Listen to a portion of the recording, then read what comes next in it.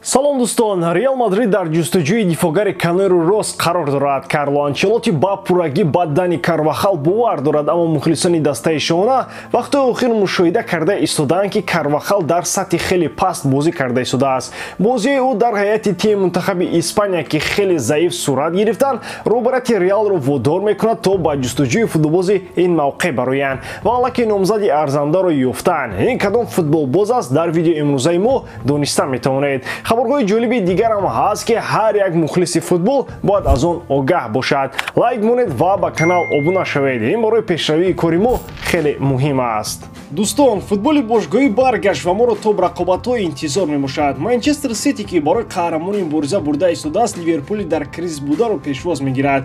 Челси мунтазири Астон Виллаи сарсахт аст. Интер қувваи худро бо Фиорентина месанҷад. А дар бозии якуми Томас Тухел ӯро Боруссия Дортмунд интизор аст. Чӣ гуна сенсатсияҳо моро дастҳо тайёр карданд? Тамошои бозиҳоро бо 1x боз ҳам ҷолибтар кунед. Дар он ҷо регистратсияи осон, пур кардани маблағ аз тамоми гӯшаву канори дунё, вале аз ҳам муҳим, бонус то ҳаҷми $100 дар аввалин пардохт бо промокоди AMG 0777. Ссилкаи бозӣ дар комментария. Ба ҳама муваффақият. яке аз номзадони асосӣ дар мавқеи ҳимоятгари тарафи чапи Реал, Рис Джеймс аз дастаи Челси гуфта мешавад. Бозингари ҷавони англис бо сабаби осеб дар бозиҳои зиёд ширкат карда наметавонад, вале дар он рақобатҳое, ки ӯ дар майдон аст, худро хеле хуб нишон дода метавонад. Челси нақшаи фурӯхтани ӯро надорад, аммо агар бо қоидаҳои ферплей мушкилӣ пайдо кунад, пас метавонад ин футболбозро ба фурӯш гузорад. Нархи ӯ аз 70 миллион кам нахоҳад буд. Барои рафт кардани мушкилӣ дар хатти дифоъ, Реал роҳҳои дигарро ҳам ҷустуҷӯ дорад. Роҳи якум ҳамин овардани бозингари нав дар равзанаи трансферӣ аст. Рис Джеймс номзади асосӣ буда, Кансело, Калабрия ва Хуан Фойтам дар қатори номзадони асосӣ қарор гирифтанд. Роҳи дуввум ин бурдани Милитау ба канори рост аст. Анчелотти дар мавсими ҷорӣ ду маротиба бар зидди Вильяреал онро истифода кард ва дифоъгари бразилӣ аз ин мавқеъ ҳатто гол ҳам зад.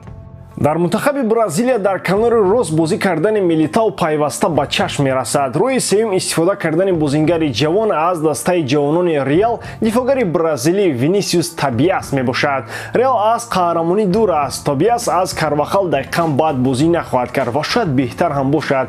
Пас бояд барои пайдо кардани футболбози хуб дар ин мавқеъ Анчелотти кӯшиш кунад то дифоъгари ҷавони бразилиро бештар истифода барад. Овардани Рис Джеймс метавонад мушкилиҳои зиёд ба бор орад. ӯ бо Челси шартномаи дарозмуддат дорад. худи Рис Джеймс ба дастаи Челси содиқ аст ва мақсади рафтан аз ин тимро надорад. Аммо бо сабаби харидҳои бузург Челси ва фурӯшҳои кам, лондониҳо метавонанд маҷбур шаванд то бархе аз бозингаронашонро тобистон ба фурӯш монанд.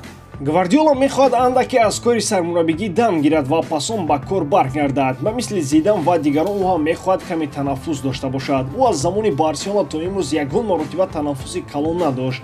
роҳбарияти Манчестер Сити ба рафтани ӯ омодагӣ мебинанд ва мехоҳанд мутахассиси дигари испаниро ба ҷои ӯ ба шаҳри Манчестер оранд. Сухан дар бораи сармураббии дигари собиқи Барселона Луис Энрике меравад.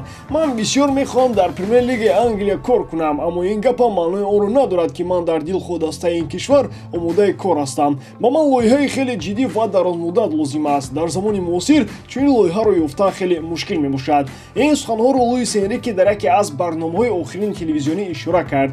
ҷои кори охирини Луис Энрике мунтахаби Испания буд. он ҷо мутахассиси номбурда дар чемпионати ҷаҳон ноком шуд. баъд аз мундиал Энрике аз вазифа рафт. дар Барселона бошад Луис Энрике требл гирифта буд. он вақт Месси, Неймар, Суарес ва Иньеста дар сатҳи олитарин буданд. аммо ман зери роҳбари Энрике онҳо тавонистанд пас аз Пеп дар Лигаи Чемпионҳо ғолиб шаванд. пештар аз ин дар Рома кораш барор нагирифта буд. нокомиҳои ӯро ҳамчун далел истифода карда, баъзеҳо бар он зарра ҳастанд, ки кори Луис Энрике дар Манчестер Сити барор намегирад. аммо як чиз аён аст, ӯ дар Сити кам чизро тағйир хоҳад дод, чунки низоми бозии писандидаи ӯ қариб як бо Гвардиола аст. фарқ аз кор дар Испания он хоҳад буд, ки дар Сити ӯ дар хатти ҳуҷум Холландро хоҳад дошт. голҳо, ки дар Испания бо азоб зада мешуданд, дар Сити онҳоро амалгари норвегӣ таъмин мекунад. дастаи нави Серхио Рамос метавонад Ал-Ҳилол шавад. Ин дастаи кишвари Арабистони Саудӣ омодааст ки ба Рамос дар як сол 30 миллион евро музди меҳнат диҳад. Ин маблағ метавонад дар як сол то 50 миллион евро зиёд шавад. Шартномаи кунунии Рамос бо дастаи Париж Сен-Жермен муҳлаташ то тобистони соли ҷорӣ мебошад. Дар ПСЖ футболбози испанӣ дар як сол камтар аз 10 миллион евро мегирад. Парижиё мехоҳанд шартномаи навро бо дифоъгар имзо кунанд, аммо маблағи пештараро ба ӯ пардохт карданӣ нестанд. Онҳо мехоҳанд тибқи шартномаи нав ба Рамос маблағи камтар бидиҳанд. Барои ба ин мақсад расидан парижиёро лозим аст то пеш аз ҳама Рамосро розӣ кунонанд.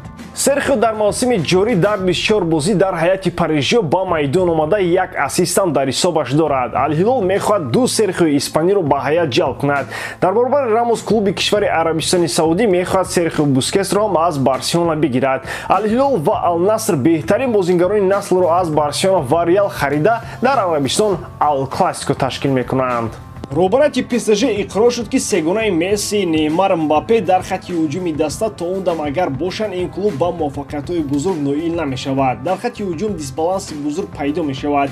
Яъне дар будани ин се нафар мувозинати даста куллан гум мешавад. Бояд яке аз онҳо аз сафи дастаи ПСЖ равад. Ин ҷо гап бештар дар бораи Месси шояд равад. ПСЖ барои нигоҳ доштани Мбаппе тамоми роҳу воисторуро истифода мебарад. Неймар бошад худаш изҳор дошт ки мақсади боқӣ мондан дар ПСЖ-ро дорад. Месси ягона номзади воқеӣ барои рафтан аз даста гуфта мешавад. Мухлисон ба ҳангоми бозиҳо норозигии худро нисбати ӯ баён мекунанд.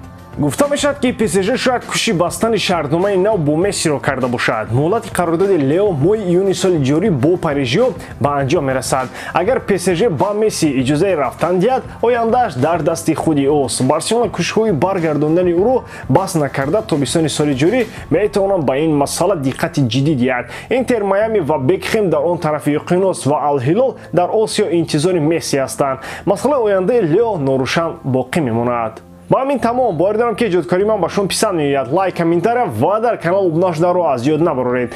бо шумо мисли ҳар вақта Муҳаммад Гайров. хай бародарон, дар паноҳи Аллоҳ.